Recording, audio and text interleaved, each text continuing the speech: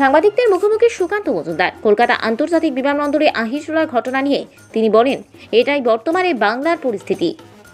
অন্যদিকে বসিরহাটের সাতছড়ায় বামুনডুইতে 30 লক্ষ টাকা দোতলা বাড়ির উপস্বাস্থ্য কেন্দ্র, সেখানে নেই পরিষেবা। তা নিয়ে এদিন গুরুতর অভিযোগ তোলেন সুকান্ত মজুমদার। তিনি বলেন, ওখানে দুষ্কৃতীদের আড্ডাখানা চলছে।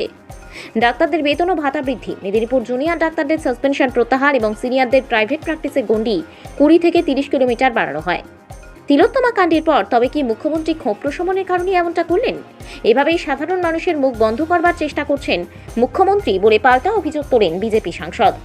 এদিকে পানাগড় কাণ্ডে চন্দননগরে তরুণীর মৃত্যুতে পুলিশের নজরে স্থানীয় কাটাই ব্যবসায়ী বাবলু। গাড়িতে বাবলু ছাড়াও ছিলেন 4 জন, এখনো অধরা অভিযুক্তরা। এক্ষেত্রে প্রভাবশালী না রাজনৈতিক যোগ, তা নিয়ে প্রশ্ন তুলেছেন সুকান্ত মজুমদার।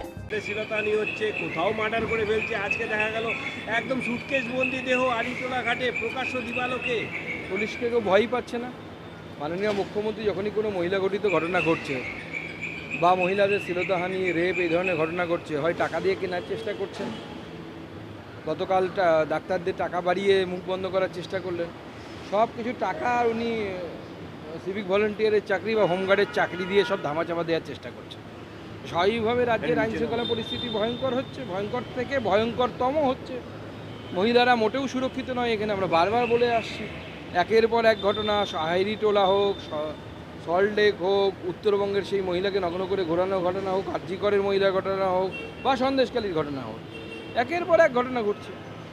ডাক্তারদের বেতন ভাতা বৃদ্ধি, মেদিনীপুরের জুনিয়র ডাক্তারদের সাসপেনশন প্রত্যাহার, সিনিয়রদের প্রাইভেট প্র্যাকটিসের গণ্ডি 20 থেকে বেড়ে 30 কিলোমিটার। এবং তিলোত্তমা কাণ্ডের পর ডাক্তারদের ক্ষোভ প্রশমনের জন্য মুখ্যমন্ত্রী এই ধরনের একদম এটা ক্রাইসিস ম্যানেজমেন্টের জন্য মুখ্যমন্ত্রী দেখেছিলেন যে ডাক্তারদের মধ্যে একটা বিরাট ক্ষোভের সঞ্চার হয়েছিল।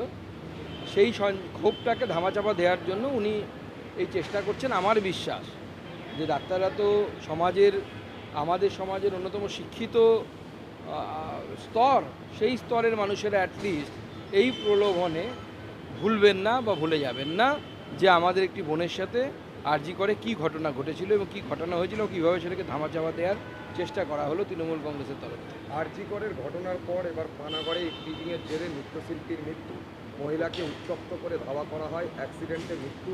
কি বলবেন? মানে একের পর একের এই ধরনের ঘটনা বারবার প্রমাণ করছে। আমি কতগুলো উল্লেখ করলাম, এইটা হয়তো উল্লেখ করিনি আমি। পানাগড়ে যেভাবে ইফটিজিং করে প্রায় কয়েক কিলোমিটার তাকে পিছু ধাওয়া করা হলো এবং তারপরে ভুল রাস্তায় ঢুকে গিয়ে গাড়িটি উল্টে গিয়ে মেয়েটির মৃত্যু ঘটলো, এর জন্য দায়ী কে?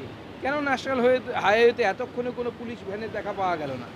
তাহলে পুলিশ কোথায় ব্যস্ত, কী করতে ব্যস্ত?